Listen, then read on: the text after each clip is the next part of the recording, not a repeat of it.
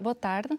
Sejam bem-vindos a mais uma entrevista para a revista etnográfica do CRIA, o Centro em Rede de Investigação e Antropologia, no âmbito dos históricos da história da antropologia em Portugal. Hoje vamos estar a conversar com o professor Jorge Freitas Branco, professor catedrático jubilado do Instituto Universitário de Lisboa.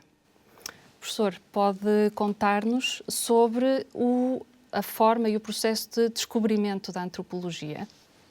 Olá, boa tarde, Constança. Vou tentar então recuar tanto no tempo como está a exigir. Eu vou tentar lembrar, não lembro, mas recordo-me que me disseram que eu nasci da maternidade Alfredo da Costa. Mas fui muito pequeno para a Ilha da Madeira, portanto a minha socialização fez em contexto insular, devido ao facto da minha família paterna ser da Madeira. O que é que isso tem a ver com a antropologia ou com o futuro eventual do antropólogo? Temos que dar aí um pequeno salto no tempo, mas recordo-me que talvez devia ter uns 12, máximo 13 anos, o meu pai me propôs ler um livro que até hoje me marcou. Esse livro era de um antropólogo norte-americano, para mim nessa altura o termo antropólogo não dizia nada, chamado Oscar Lewis. E era um livro que tinha acabado de sair, que se chamava Os Filhos de Sanches, que hoje em dia encontramos praticamente em toda a parte. Eu li aquele livro e fiquei fascinado, nunca mais me esqueci dessa experiência. O meu pai perguntou-me a opinião sobre o livro, eu disse que tinha gostado muito. Eu propus-me um outro, que também nessa altura circulava e tinha feito um grande sucesso, que era de uma senhora brasileira, que não era antropóloga, era uma senhora que juntava lixo e vivia numa favela do Rio de Janeiro, chamada Carolina Maria de Jesus. E à noite, a maior parte das vezes à luz de uma vela, ia escrevendo um diário, ou seja, aquilo que tinha acontecido durante o dia. As suas dificuldades, a falta de dinheiro, o que ouvia na rua, as discussões. Isso depois foi descoberto, entre aspas, por um jornalista brasileiro que resolveu editar isso em livro. O livro chama-se Diário de uma Favelada. Por sinal, há cerca de 2 ou 3 anos reparei que havia uma nova edição desse livro no Brasil e, salvo erro, esse livro chegou a ser traduzido também para 1 ou 2 línguas estrangeiras. Isto foi no princípio dos anos 60. Portanto, não me tornei antropólogo, mas penso que houve uma certa sensibilidade, não é? Um outro fator que foi bastante importante em eu procurar antropologia, por assim dizer, foi a minha geração e um dos factos que mais marcou a minha geração, portanto, os anos 60, ou a minha adolescência, nos anos 60, é a Guerra Colonial. Portanto, eu fiz parte daqueles, certamente milhares de jovens portugueses que, para não irem para o serviço militar e para a guerra colonial, como uma atitude, digamos, de protesto ou de descontentamento, não me apresentei. Portanto, não sou desertor nesse sentido, porque não tinha farda, mas eram os chamados refratários. Portanto, saí legalmente, mas depois não podia voltar, porque, entretanto, o passaporte tinha caducado, isso era feito de propósito, e pronto, e tive que viver uma série de anos no estrangeiro, sem passaporte.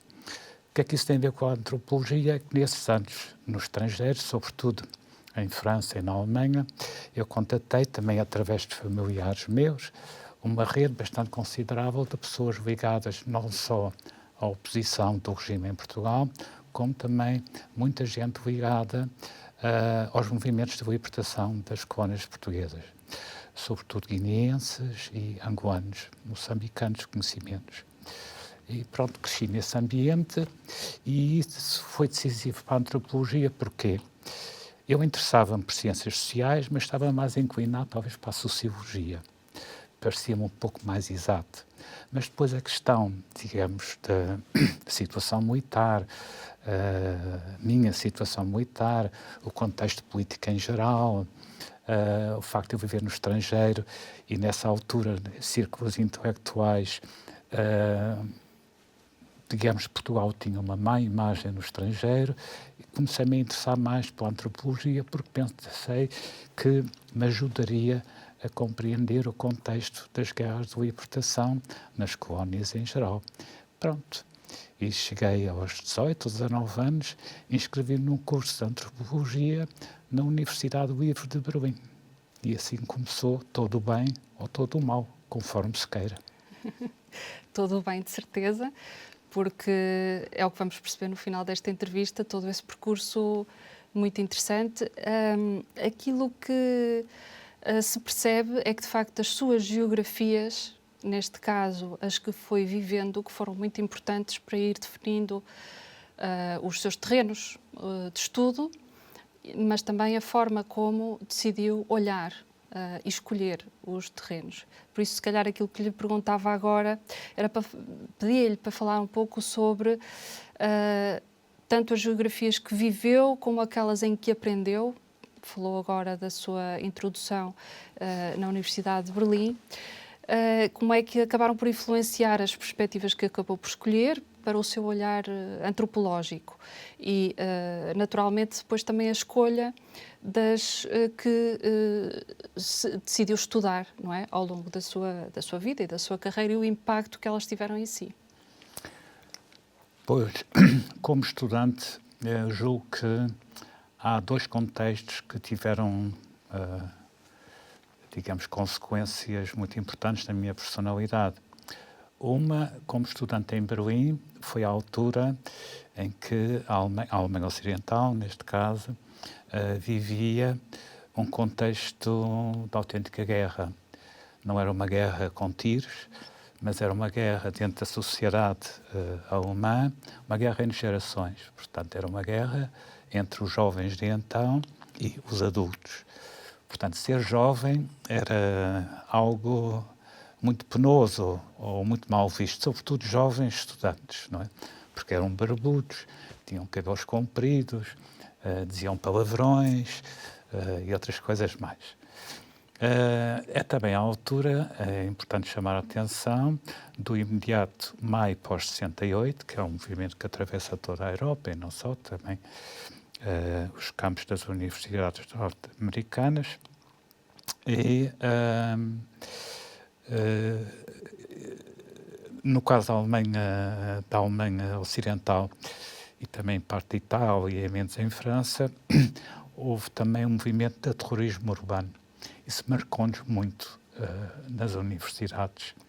Portanto, é uma tentativa de rebentar a sociedade de uma forma extraordinariamente violenta, mas, no fundo, é um foco da sociedade contra a sociedade em geral.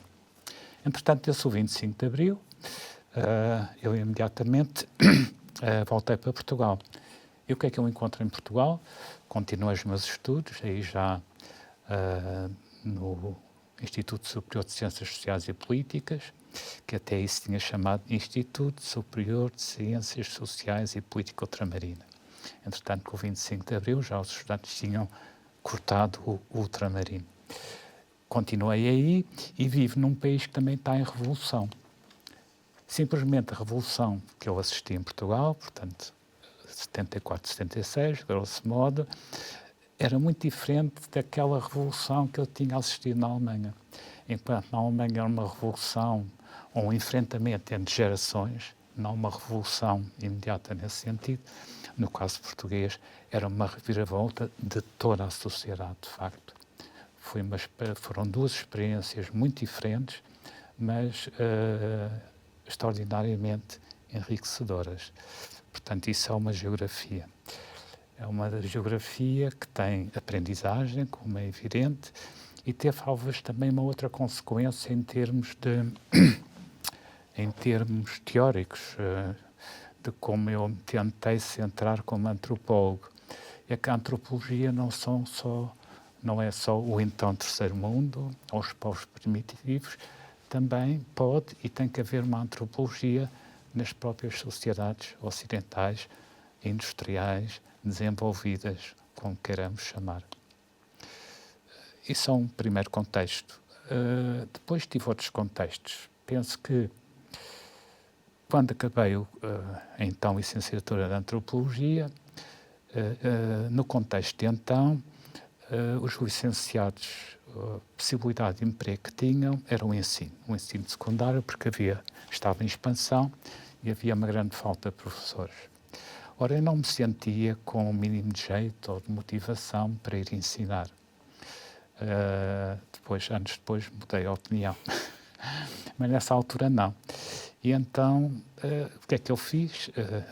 Pensei, em Lisboa não tenho muito a fazer, empregos para cientistas sociais não há grandes hipóteses, ou praticamente nenhumas, na altura, apesar de nós hoje também criticarmos isso, o contexto então era totalmente diferente. O que é que eu fiz? Arrumei as malas e voltei à Madeira, voltei a casa. E na Madeira consegui um emprego inesperado também, foi a primeira hipótese que tive, que tinha a ver com o turismo. Como sabemos, o turismo tem uma grande importância na Madeira, e eu aliei duas coisas: certos conhecimentos linguísticos, que nessa altura eram muito procurados na Madeira, sobretudo estava-se a desenvolver o turismo alemão, com os conhecimentos que um cientista social tem da sociedade e a capacidade de, no fundo, escrever sociedade. E transformei num guia turístico, creio que de sucesso. Ganhei imenso dinheiro. É também uma coisa importante para um jovem, não é? Imenso dinheiro. Houve fases que eu não tinha tempo de gastar o dinheiro que recebia ao fim do mês. Trabalhávamos muito. Foi uma experiência muito importante. Um certo dia, uma pessoa, entretanto estava-se a dar na Madeira, portanto estamos em 77, o processo da autonomia. Estava-se a montar a máquina do governo regional, do governo autónomo, que precisavam de muitos quadros. E é assim que a maior parte dos madeirenses que se tinham licenciado nessa altura, regressando à Madeira, tinham praticamente emprego assegurado. E a uma certa altura estava eu num serviço turístico, me lembro perfeitamente qual era, e recebo, não um telefonema porque não havia telemóveis, mas um recado de um telefonema, era assim que se fazia na altura, não é? Para eu telefonar para a pessoa tal, número tal. Telefonei, e era um senhor que estava ligado ao PSD local, portanto ao governo local, que queria falar comigo. E esse senhor fez-me uma proposta. Disse que sabia que eu era licenciado em Antropologia e que estavam interessados em contratar um antropólogo. E se eu queria aceitar isso, porque o que se pretendia era fazer um levantamento da cultura popular madeirense, não é? Portanto, que era o chavão. Mas esse senhor também me disse alguma coisa. Eu tenho plena consciência que tu não vais aceitar isso, talvez, porque a diferença salarial é enorme. E, portanto, não me responda já. Bom, eu fui para casa, isto era um desafio tremendo, não é? Dinheiro contra a antropologia, ou antropologia contra dinheiro.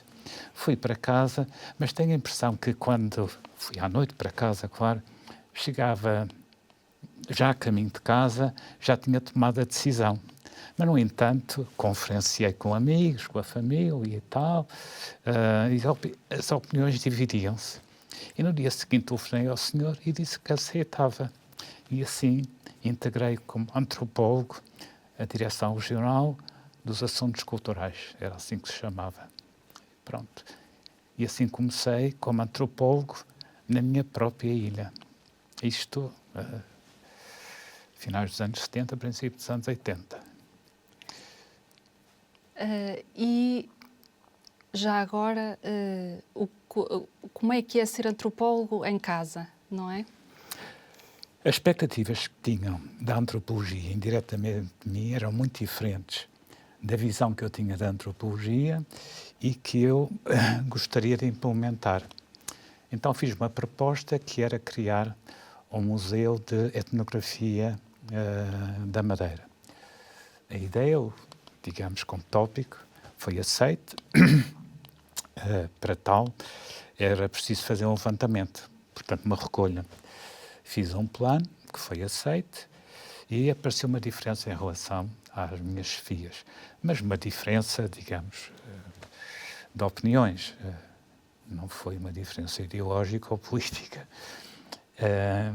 Eu estava mais concentrado e mais sensibilizado para as técnicas de trabalho agrícola, que estavam a desaparecer, como é lógico,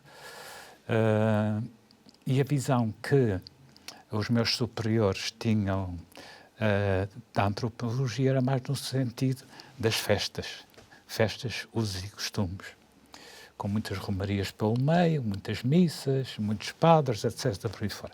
Não era essa a minha postura.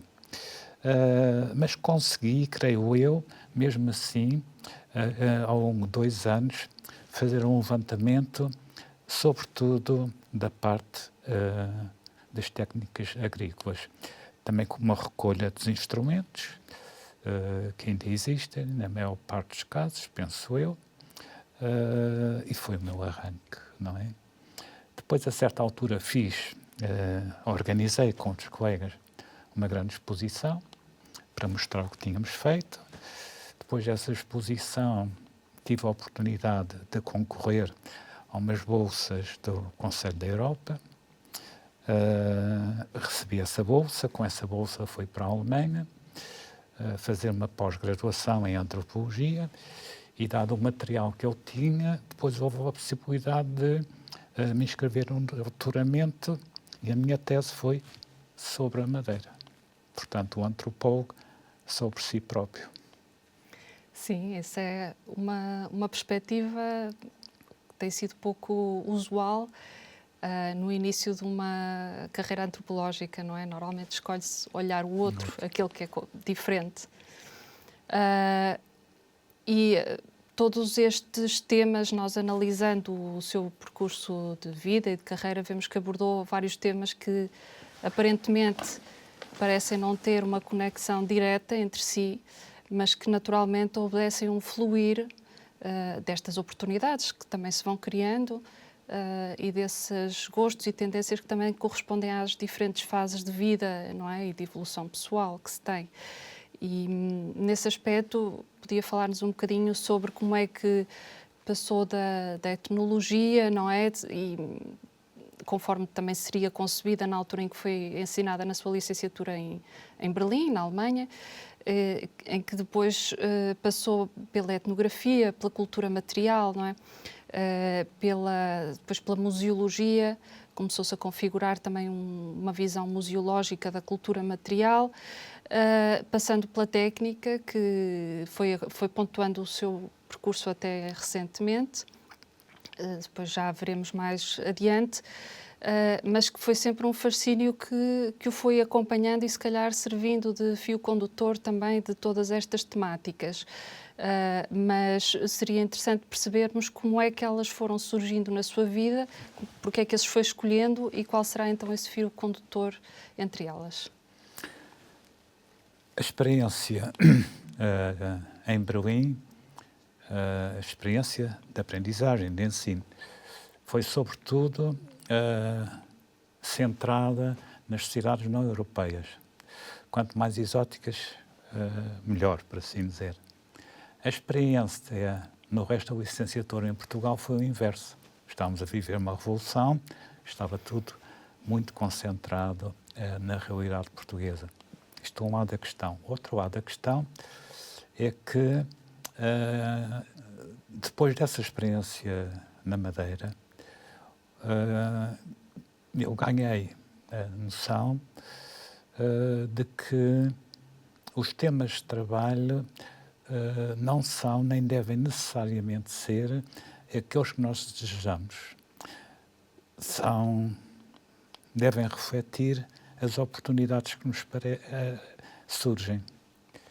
Ora bem, uma das oportunidades foi, a certa altura, concorrer como assistente para uma universidade.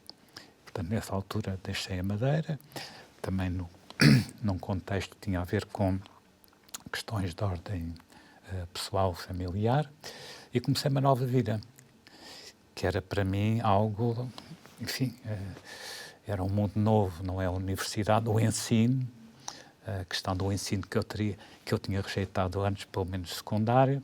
Foi uma experiência nova, como digo, um mundo novo inesquecível, uma boa opção que eu fiz, ainda hoje penso assim. Porquê? Porque vim encontrar na universidade, no contexto das sociedades em que vivemos hoje em dia, onde provavelmente o indivíduo continua a ter o máximo possível de liberdade.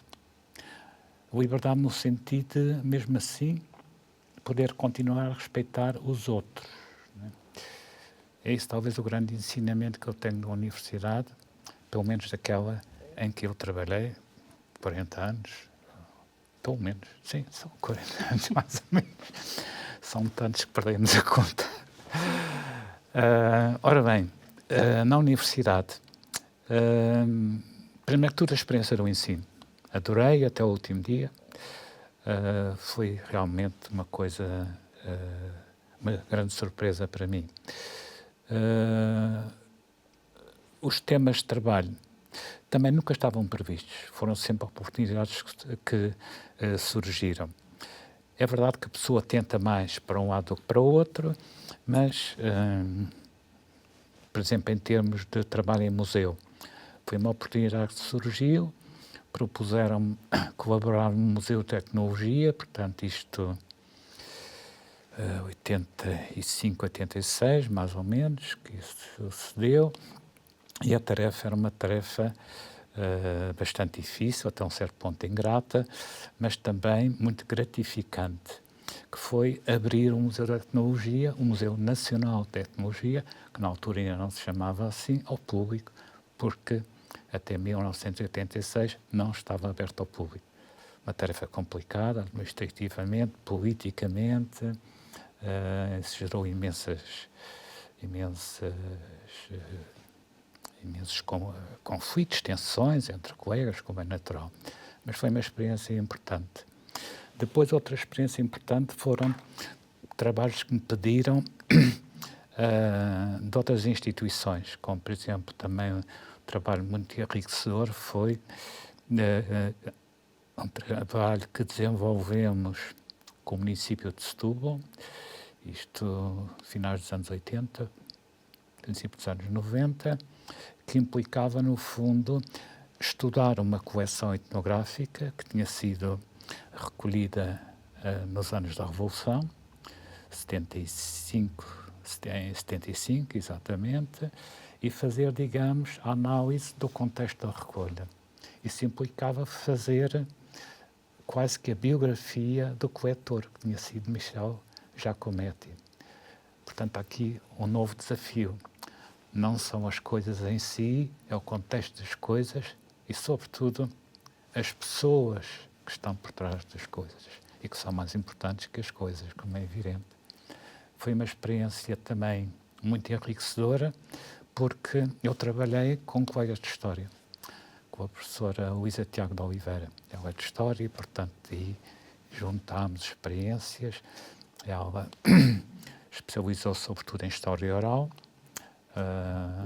Acompanhei numa recolha muito grande em todo o país, tinha como pano de fundo as vivências de Giacometti, mas depois acabou por ter mais. Ela depois enverdou pelo contexto das políticas de educação, etc. Portanto, eu penso que foi bastante enriquecedor para os dois lados. E pronto, há imensas historietas, não sei se interessa, mas também entrei em mundos exóticos, como por exemplo o estudo de uma coleção no Museu de Etnologia que chamava Mares do Sul, que era sobre a Nova Guiné, também algo exótico. Fiz o estudo da coleção sem ir lá, mas também se fosse lá serviria de pouco. Isso era uma coleção que datava de finais do século XIX, século XX. Era o contexto, era a história da coleção em Portugal, que era interessante, e foi isso que, no fundo, reconstituímos. Aqui, pegando em algo que mencionou há pouco, portanto, a transição aqui entre a parte da cultura material, a articulação à volta do conceito de folclore, não é? E depois a apresentação, que é sempre necessariamente algo política também, deste tipo de património. Deixa aqui o mote para ouvir as suas reflexões sobre como é que este conceito e as suas materialidades, portanto, do folclore, enquanto conceito que ao longo dos últimos 200 anos tem sido instrumentalizado e apropriado pelos nacionalismos e por outros interesses, qual é a sua reflexão em relação à experiência que teve e transpondo-a para a atualidade política que se está a viver em Portugal e na Europa? Como é que vê aqui estas novas formas de nacionalismo articuladas à volta do folclore? Se calhar está recordada que eu há pouco referi que na Madeira tinha rejeitado o folclore a favor dos trabalhos agrícolas, da análise dos trabalhos agrícolas. Nos anos 90, encontrei num contexto que tive a ver com o Congresso, etc., encontrei uma colega com a qual iria depois trabalhar durante muitos anos, que é a professora Salva Castelo Branco, que é etnomusicóloga e que evidentemente se interessa, estuda e é conhecedora de folclore, da música popular em geral e em Portugal em especial. Portanto, foi uma ocasião, a tal ocasião inesperada, que se depara ao cientista social de entrar num domínio que não estava previsto.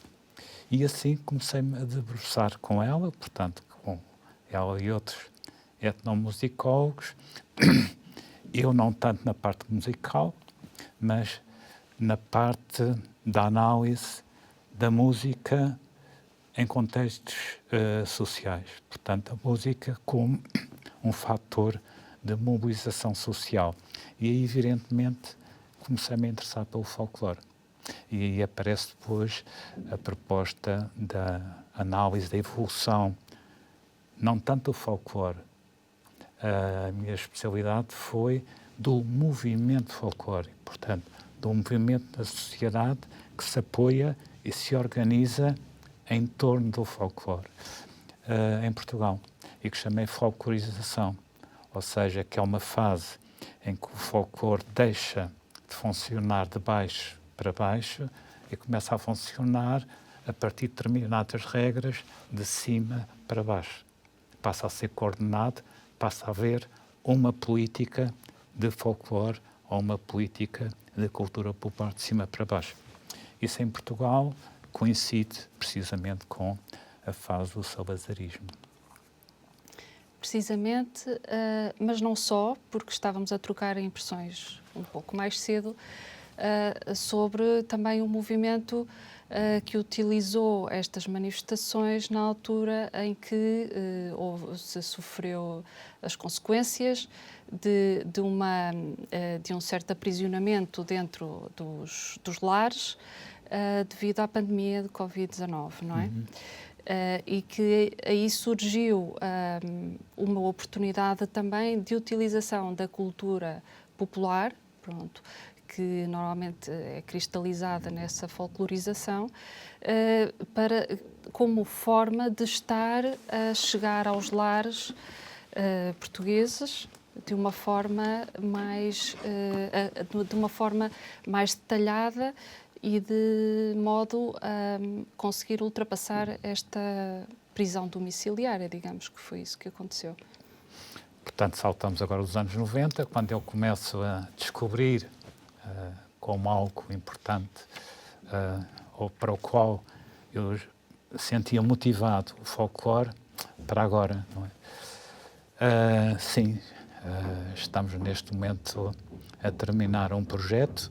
É o último projeto formal de investigação em que eu participo, com colegas espanhóis, em que estamos a analisar a importância da música popular, ou música tradicional, como queremos chamar, onde entra também a prática folclórica, no contexto da pandemia, dos confinamentos. A mim cabe-me analisar isso através de um programa de televisão que se realizou em Portugal no verão de 2020, portanto, na altura que tínhamos saído do primeiro confinamento, mas ainda havia muitas restrições, e a RTP1 organizou um programa que se chamava As Sete Maravilhas da Cultura Popular. É esse programa que eu estou agora a tentar reviver, e os meus pontos de observação ou de recuperação de memórias é a própria televisão, o interior da televisão, os diretores, os técnicos, os operadores de câmara, os apresentadores, mas também os intervenientes, ou seja, os agentes de cultura popular. E o que estamos a analisar é o que é que se entendeu por cultura popular e como é que a televisão espetacularizou a cultura popular para chegar às pessoas. Ou seja, pelos vistos, a cultura popular que foi apresentada era conhecida das pessoas, era aquela que era trazida de geração em geração, desde os anos 40, quando foi estabelecida uma gramática, o que é a cultura popular, o que são as tradições portuguesas. Isso era facultado pelos apresentadores e as pessoas, os espectadores, não é? Reagiam a isso positivamente e através do televoto, porque aqui há o elemento comercial, como é evidente, e através do televoto votavam. O que é que há aqui, parece-me a mim, de novo, um pouco diferente?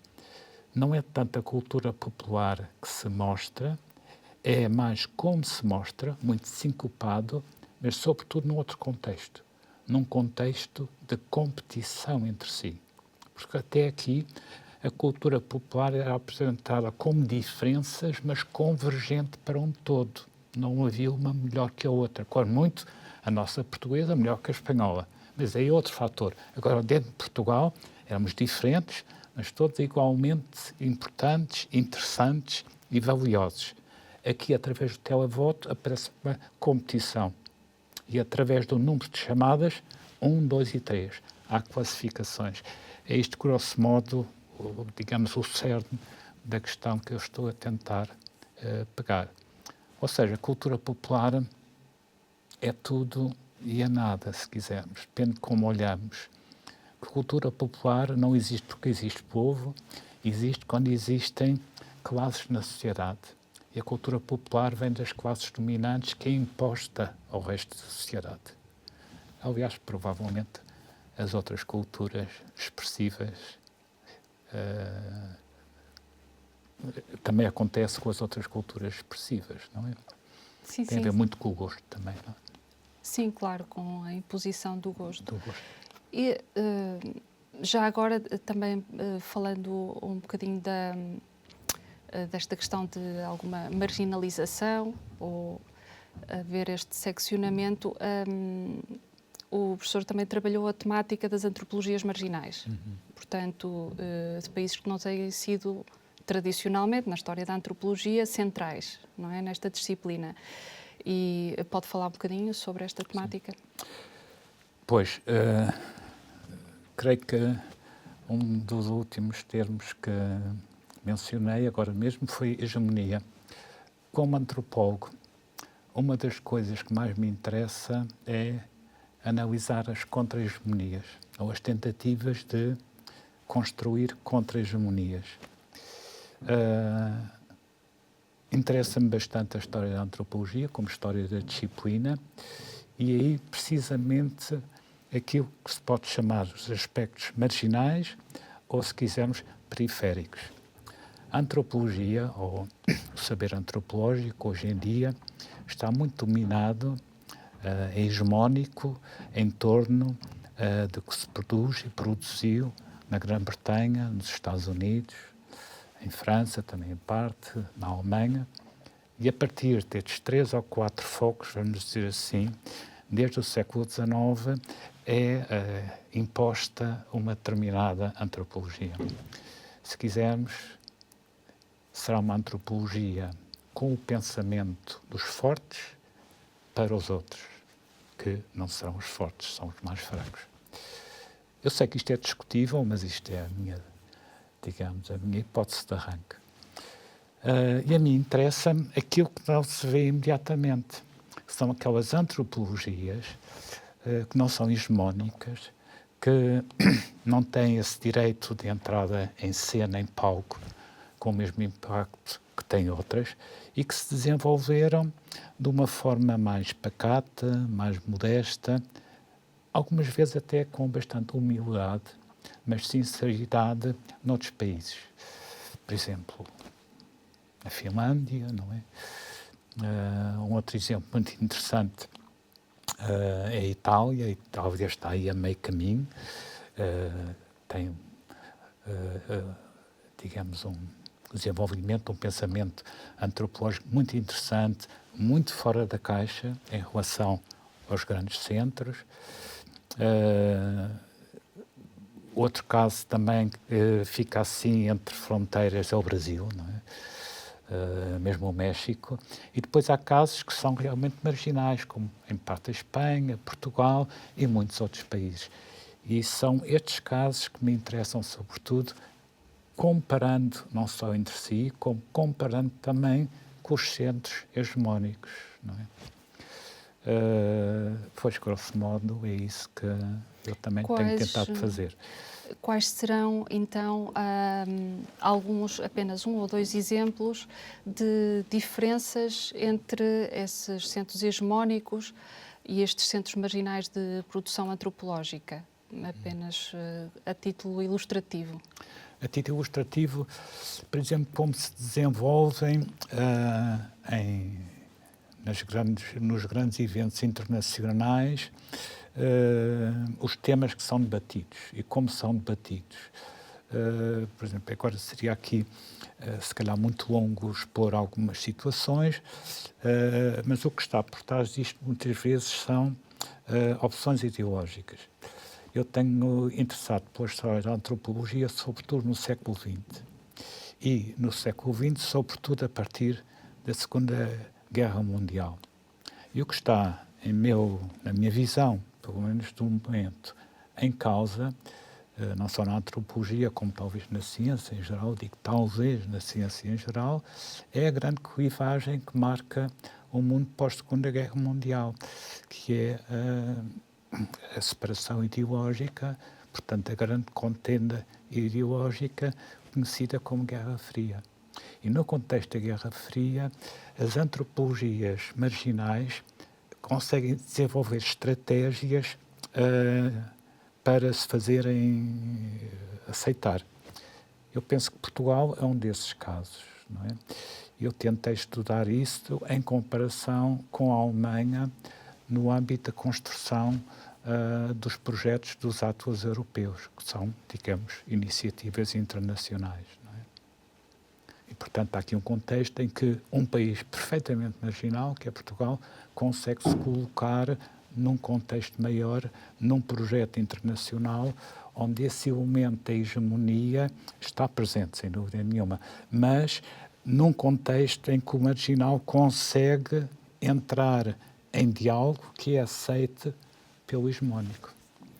Precisamente. Eu vou aproveitar, então, essa ocasião que mencionou, a Guerra Fria, no aspecto em que foi também, vamos aproveitar para fazer aqui mais uma pontuação na tecnologia, porque o combate dos avanços tecnológicos, não é, entre as nações que estavam aqui em questão, que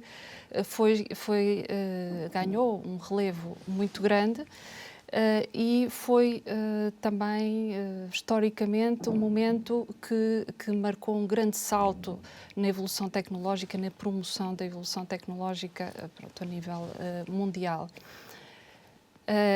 Portanto, para fazer um apanhado geral da sua visão sobre o papel da técnica e da tecnologia desde os primórdios em que decidiu começar a tratá-la na Madeira, que nos falou, em que falamos de tecnologia mais agrícola, e agora vamos estar a fazer um percurso pelo século XX até ao século XXI, um percurso que o professor foi acompanhando academicamente e estudando também academicamente esta evolução histórica, E hoje em dia, quais são as suas reflexões sobre esta evolução da tecnologia lato sensu, naturalmente, não é? Aí vou pedir ajuda à Constança. Recorda-se o título da sua tese?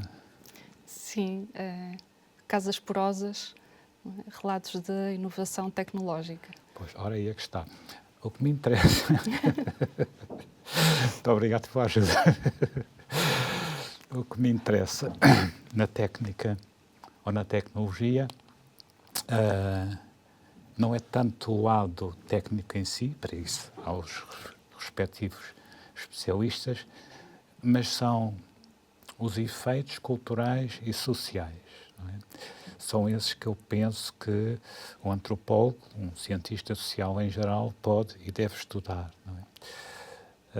E penso que eles aí existem tanto no caso das suas casas porosas, que eram os frigoríficos, eram os micro-ondas, eram todas as aparelhagens que temos no seio doméstico, como pode ser a utensilagem agrícola. Há sempre um contexto de algo cultural e social entre as pessoas, entre o indivíduo e esses instrumentos. Esses instrumentos, tanto num contexto como no outro, são uma forma de construir, no fundo, sociedade. Não é? Aqui a minha grande inspiração tem sido, e tem sido, um livro de um antropólogo, sociólogo francês, que faleceu há pouco tempo, chamado Bruno Latour, que escreveu um livro intitulado Aramis. Aramis,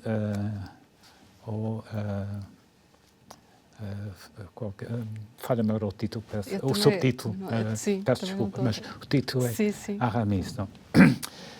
Esse livro é uma monografia, relata o caso de uma tentativa de desenvolver um sistema de transportes públicos inovador para a cidade de Paris, que começa nos anos 60, com um financiamento público enorme, avultadíssimo, dada a importância da questão em si, e que, passados 10 anos, é dado por findo como um falhanço.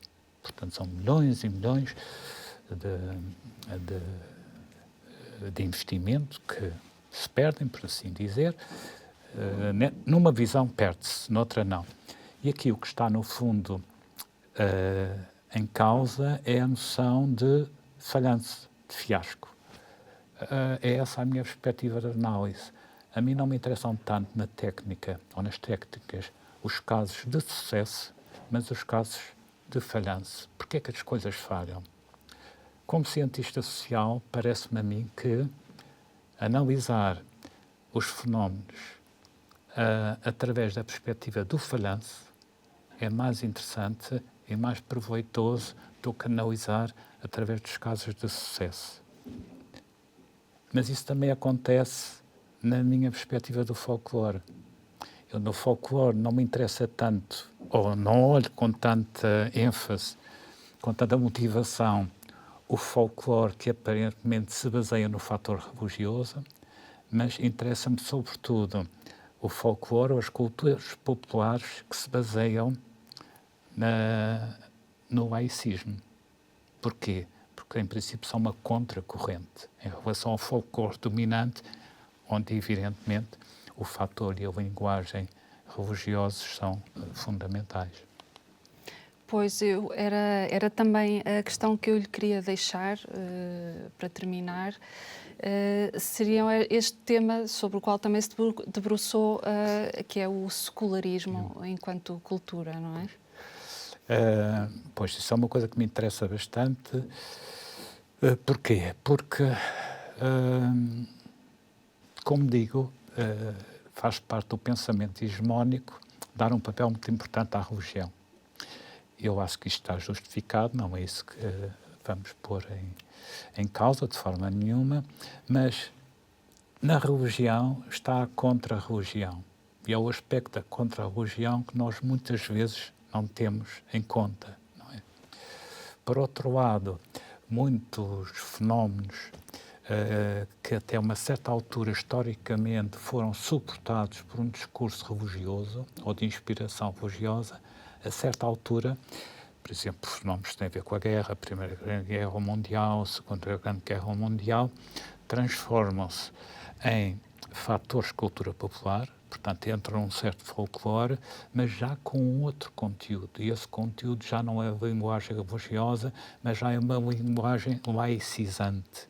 Isso, em geral, acompanha outros processos da sociedade, como transformações nas políticas de educação, por exemplo, nas políticas de saúde, etc. Portanto, isso também é uma questão que me tenho tentado debruçar. E já agora, se me permite também, penso que tem tudo, no fundo, algo a ver. Eu não consegui, na minha vida profissional, uma coisa que eu teria desejado muito. Mas isso eu penso que é normal, nunca conseguimos tudo. Que era interessar um doutorando para dois grandes temas. Um, a moda. Tive um caso de uma estudante italiana que eu penso que tinha um perfil para fazer um estudo sobre a moda, mas um estudo etnográfico, ou seja, num contexto não de, digamos, da indústria da moda, mas do consumo e da exposição da moda, sobretudo a exposição pública, não é? Cheguei a conversar com ela, a tentar motivá-la.